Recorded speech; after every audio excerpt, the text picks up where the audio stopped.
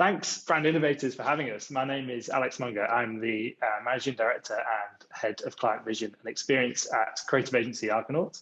And I'm thrilled to be here with Adam Hadi, VP of Marketing, and Josh Stevens, VP of Product at Current, the fintech company that is focused on creating better financial outcomes for people and their unique lives.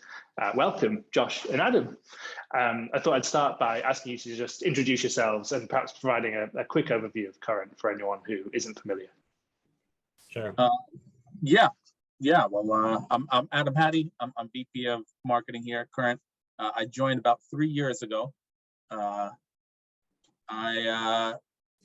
have a background. Well, where do I start? I have a non-traditional background in marketing in that I started my career as an economist with the Bureau of Labor Statistics for 5 years. Pretty crazy, right?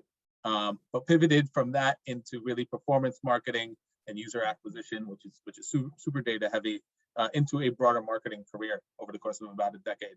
I'll leave it at that because I don't want to talk too much about myself. It's more important to talk about Current. Josh? Yeah, hey guys, I'm Josh Stevens, VP of Product here at Current. I've been here for 5.5 years, so at least around these parts, I'm a real old hand. But my background has been varied when it comes to consumer tech. Worked in a variety of different consumer-focused products and companies. And actually, when I dove into Current, it was my first time working in fintech. But I think that I always kind of approached it from the sort of perspective of, fintech really shouldn't be any different than any other product. You need to make products and services and features that consumers love. And so it's been a big part of how we've approached trying to build things over here at Current. And maybe I'll just quickly say for folks who don't know what Current is, Current is a mobile-first bank account. We build products and services again for the 100 million plus Americans who are really left behind or overlooked by traditional banks. We obviously live in a crazy world these days in particular, but there's a large gap between those who have not in the United States, and that's really exacerbated within how people manage their finances. And Current is doing a lot to make sure that people have better financial outcomes. That's great, thanks guys, and thanks so much for that. Such an important company, such an important offering, and congrats on all the success today. I guess recognizing that the agenda for this week here at Brand Innovators is all about setting the table for the year ahead. Perhaps you could just tell us a little bit about your personal and professional priorities at Current for 2022. What does success look like over the next 12 months? Well, yeah, I can start a bit there. The personal and professional, pretty blended these days. It's really, right. We're a fast-growing company, and it's, give you a little bit of context, Current is about 180 people or so today. A few years ago when I joined, we were closer to about 20 people, right? And while the people have grown fast, the business has grown even faster, right? Several multitudes faster than that. And so for us, we went from like, hey, we need to do, a few things really well to, hey, we actually need to do a lot of things, to now, hey, we need to do a lot of things really well. And that's like a very, very basic version of what we're trying to do in 2022. It's not like, oh, there's all these new marketing channels that we need to explore. We're actually operating on all these marketing channels. How do we get better? How do we make each one of those more efficient, more smarter? How do we have them work together to build something greater than just their individual parts? Working on integration there, working on kind of those frameworks. That's a really big part of what we're trying to do in 2022, because getting bigger and scaling is not just a function of, oh, do what you did last year times 3. Right. You have to kind of change the way in which you approach it. That's right. A whole different ball game now. Yeah. I think just to chime in there, a lot of what Adam and I do, and the reason we work so closely together is because marketing and what you are marketing, these things are not divorced from each other, right? We don't operate in different silos where, Adam presses some button and all of a sudden everything works, and it doesn't work from what I do if I'm not closely related to sort of what the general narrative of what we care about is. At Current, right, we have this mission to enable our members to change their lives, right? And we believe we can change those lives through really motivational products that help solve their financial needs. So when we look at this year, it's heavily focused on trying to provide value back to our members. And that value is something that fits very directly into how we brand ourselves. It fits very directly into how we market ourselves. And so when we kind of look throughout this year, we've got a lot of really exciting products that are launching, and we're thinking very deeply about how do we make sure that we market those products and that we're messaging and positioning those products in a way that we believe will be successful. That's great, Josh. And it's a perfect segue into my next question, as if by magic. So yeah, just incredibly exciting goals there. And I know we're all going to be cheering you on, and you've got great momentum behind you. As you started to speak to there, in my experience working with a few different high growth companies, I've noticed that many tend to prioritize performance marketing over brand in their early years in order to really drive acquisition. And naturally, they can then sometimes, not always, but sometimes suffer a bit of a slowing down of their growth as the algorithm maxes out and return on investment can plateau. But Current seems built differently to that and bucking that trend.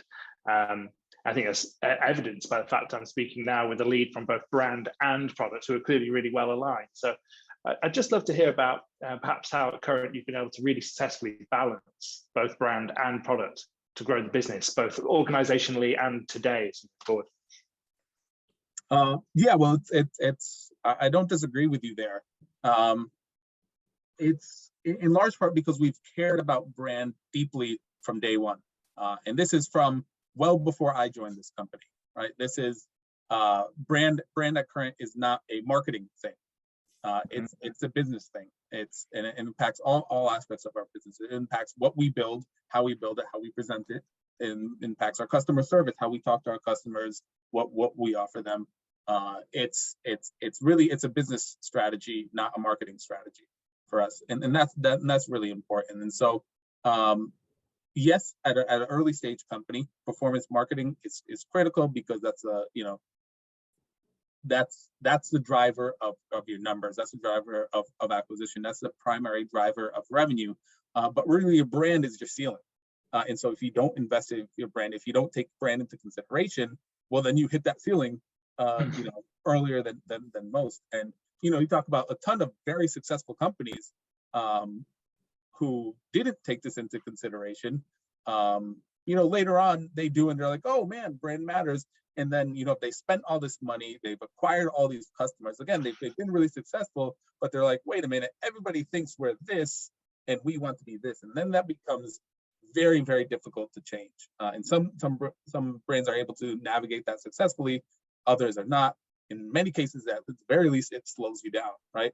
At one point, and it's funny thinking about these things in hindsight, right? But like Airbnb was couch surfing. It was a couch surfing app. Right, and that was great, and it grew really successfully based on that. But they had to spend a lot of money and a lot of time to change people's perceptions on that. Right, Snapchat was sexting for teens. You remember that? That was a real thing. That was the number one thing Snapchat was known for. And again, it took time to change that perception. But for us at Current, we've benefited from the fact that leadership at the company has prioritized brand from day one. And I think just to chime in on that, the reason for that is because when you think about the sort of broader consumer banking space, and you ask most people, like, what comes to mind when you think about your bank? These are not well kind of defined areas, and I think that's where the opportunity is. The opportunity is in being able to differentiate what is the narrative, what do people think about when they think about your brand, and use that as a competitive advantage. So you can certainly come up with innovation when it comes to products, but to a large extent, you need to make sure that you are driving a certain element of the conversation so that people feel a certain way, and you need to rely on brand for that, which I think actually differs from potentially other kind of consumer first fields, certainly when it comes to consumer tech. That's right. And I think it's clear that philosophically there's such an alignment between brand and product and current. Be interested to just hear a bit about how, I don't know, maybe organizationally you're able to break down those silos. Is there anything unique in the way that current was set up, or even just in the way that you work together, that has meant that, you know, that a separation of brand and product hasn't happened? I'd say a bit of it has to do with just ownership. Again, brand is not owned by marketing. It's not, you know, it's not our job to deliver on our brand. It's the business. It's everybody's job. And again, starting with the CEO on up.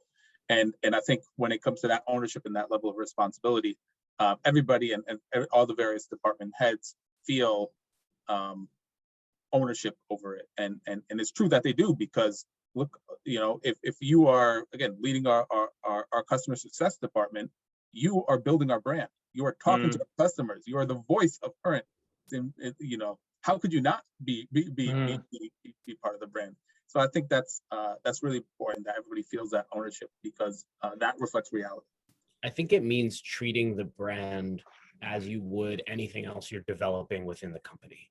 It's like treating the brand the way you would treat, I don't know, in our case, swiping your debit card at Starbucks. Like, how do you make that a magical experience? And that means everybody needs to be involved in it. And I think that's a kind of maybe a difference from perhaps the way some other folks treat brand, where it's a little bit of an afterthought.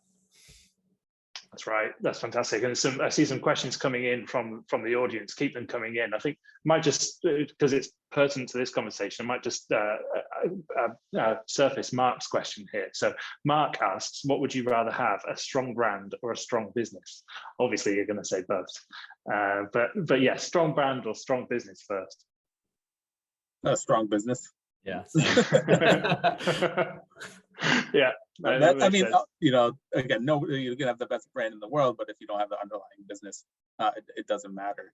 But, you know, I will say, again, the two are very intertwined, right? Because ultimately, especially when it comes to growing, you can only grow where your brand allows you to grow. And I think that's really important. And that's actually very specific to, you know, that's in plenty of spaces, right? But really important within the financial sector, in terms of how consumers perceive what you are and what you can do, is super important. Yeah, and also like there's when you talk about tightly intertwined, you can have a good business that can be a great business with a great brand, you know, and you can have a great business that will not stay great if you don't invest in brand. And so that I do think that there are two pillars there. The business needs to come first, but the brand is critical in order to maintain that and potentially amplify it. That's right. And I think it's refreshing to hear, because of course, you know, not all startups, and particularly over in our friends over in Silicon Valley would answer that question in that way. You know, brand might be the first priority. But I guess particularly in the financial sector, of course, you know, you've got a due diligence that has to be in place. So that's reassuring. I think that another area where it's clear that brand and product is really well aligned at current comes to life in your approach to influencers and influencer marketing. I'm sure many of the audience have seen current in social, have seen the influencer activations come to life. But maybe you can just talk about how your history there, and how you've embraced influence partnerships to be exactly that, a blend of both product and marketing. Yeah. So I've been in the influencer space for quite a bit now, better part of the past decade, really. And in that world, I mean, you know, 10 years ago was very different than what it is today, right? 10 years ago, it was, you know, people would treat, I mean, first of all, the term influencer marketing wasn't even around, right? But literally, if you go back in, like, you know, the YouTube archives, you'll see like people literally playing video ads on their video, and that was an ad placement in a video. And then, you know, as time's gone on, people have come to realize that it's not, you know, like, yes, you can buy media time with influencers, but that's not really the way to leverage that channel. It's cheaper and easier to do it a million other places, right? These influencers are really, really, the value comes in fandom, in their true influence. And so if you have an influencer who's plugging a product and is saying, hey, current is great because they get you paid 2 days faster, and they get you free overdraft, and they get you, like, that's not a great utilization of that. And so for us, it's really important that we put forth a product in a way that's integrated with what the influencers want, which is great content. That's the thing that ties all this together, is how do we bring value? It's through great content. And so we have, it's not that, you know, our influencers are subject to our product and our talking points, etc. No, we have built for them.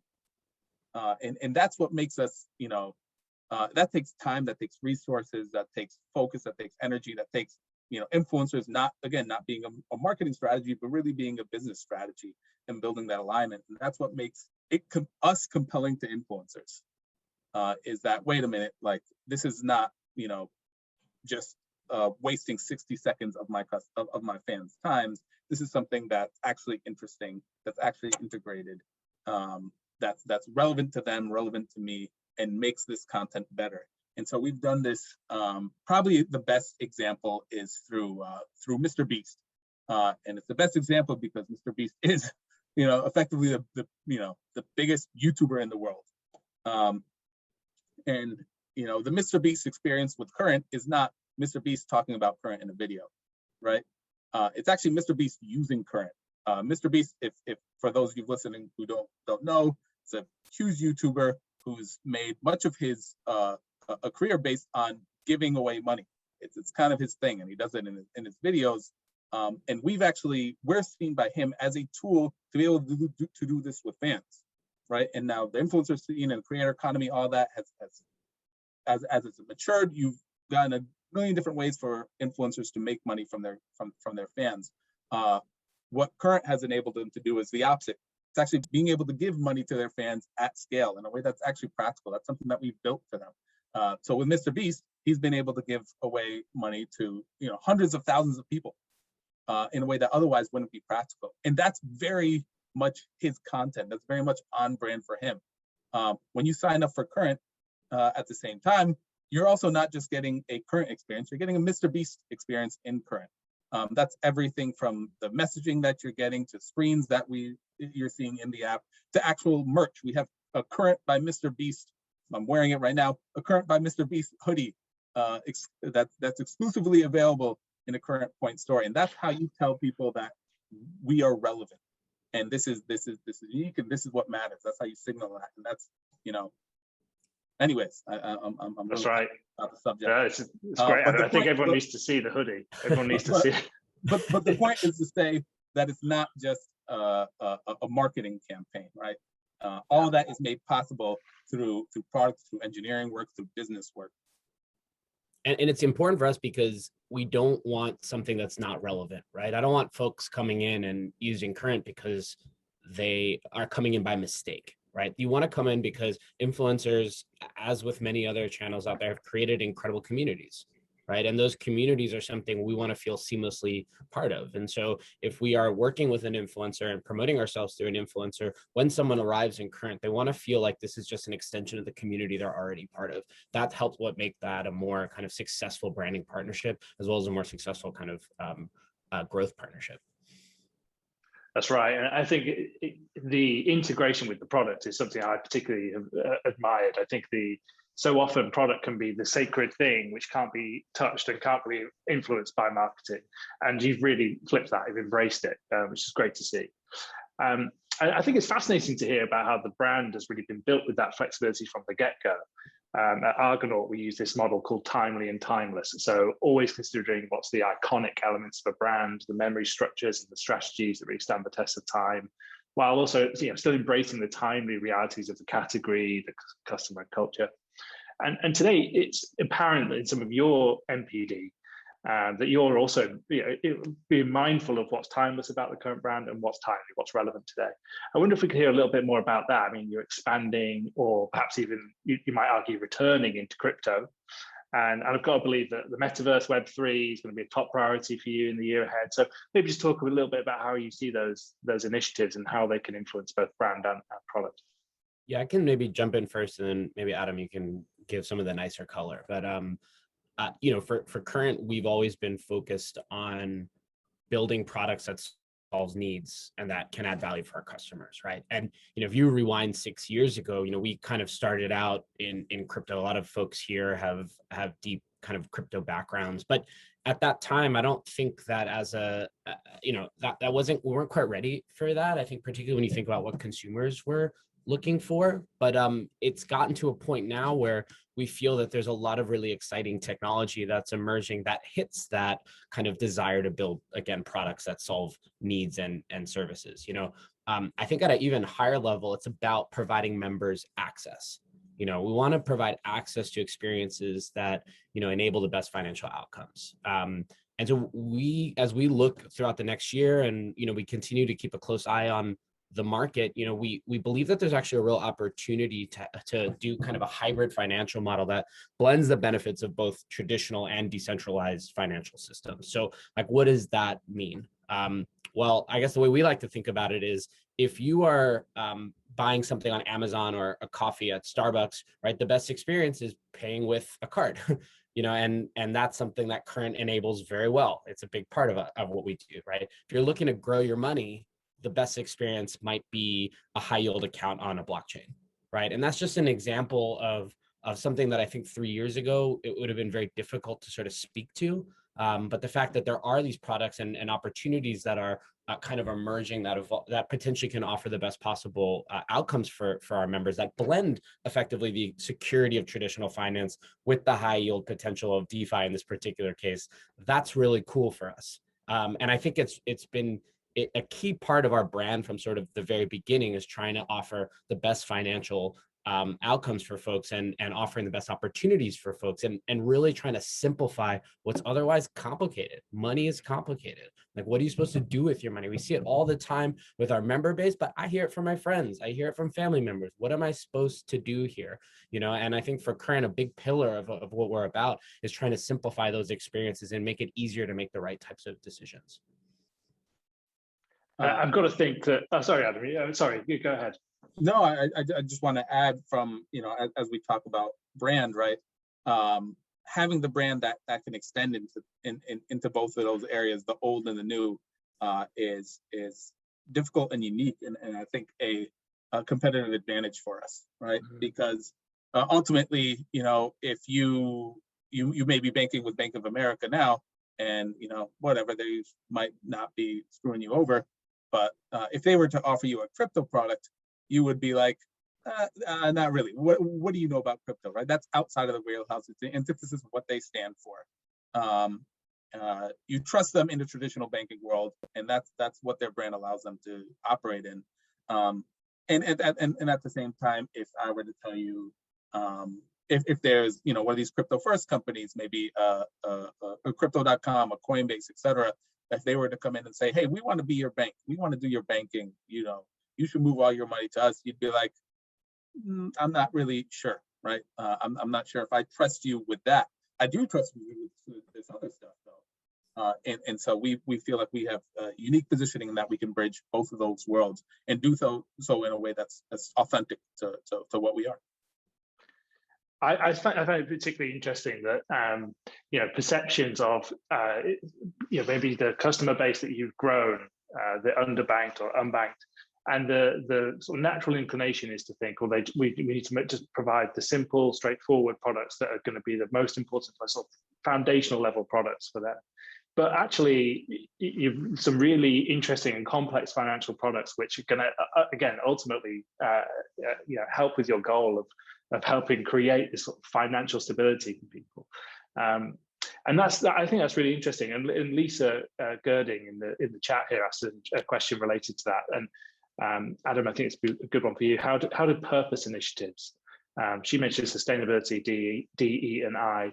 And I think particularly interestingly, financial literacy. What role do they play in your marketing efforts? Well, for us, it's about bringing value to people.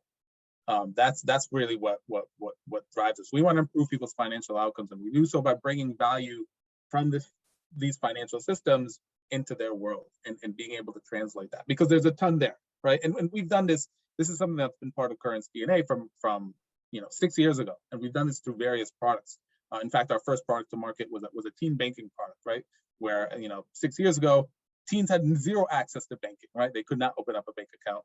We offered the ability to get into the financial system.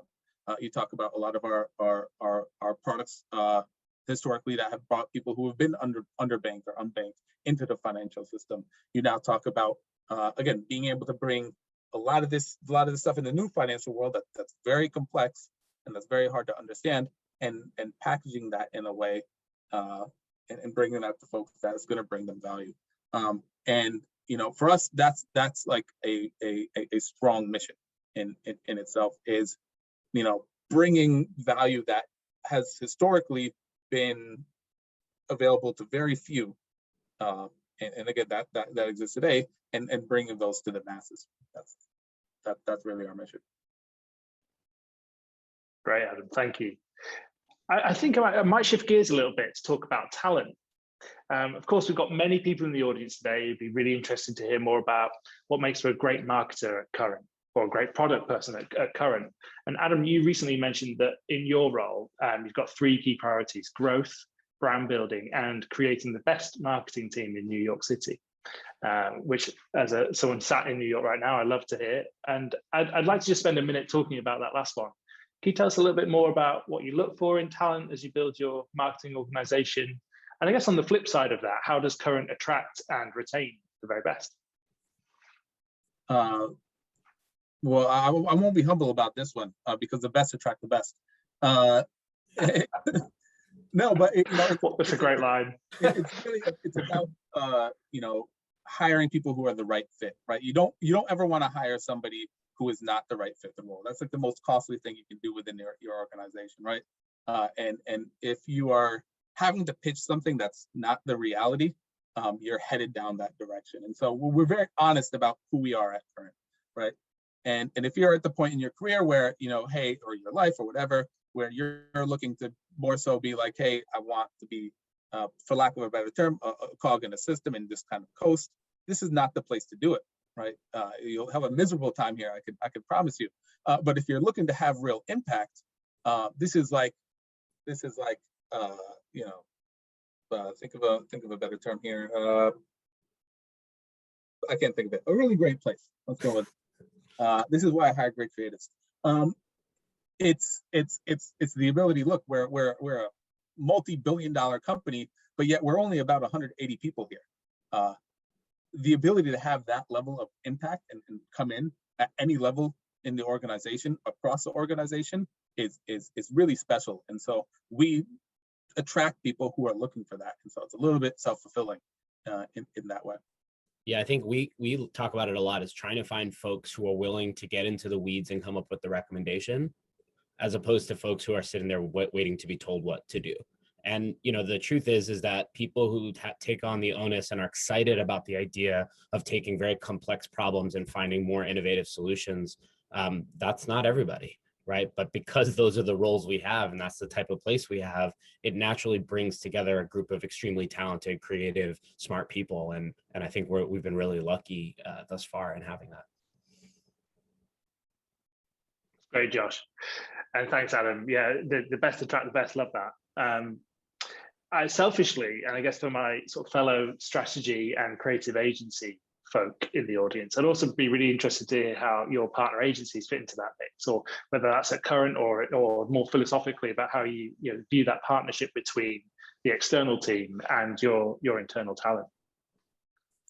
We just want the best outcome, right? And so often that means, you know, that a lot of the strategy is done here internally, but that we tap into various partners who are best at what they do, because again, we want to be the best, and so I don't have one overarching, you know, philosophy on like, oh, everything needs to be in-house, or actually no, we should tap into agencies as much as possible. It's on a case-by-case basis, but certainly we have some amazing work that's done by agencies.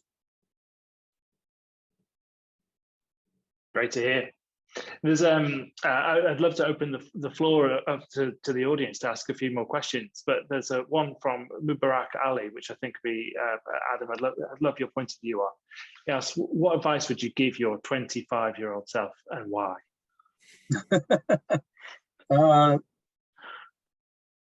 It's not that think many years ago. I think the importance of picking companies is critical, and picking companies based on people.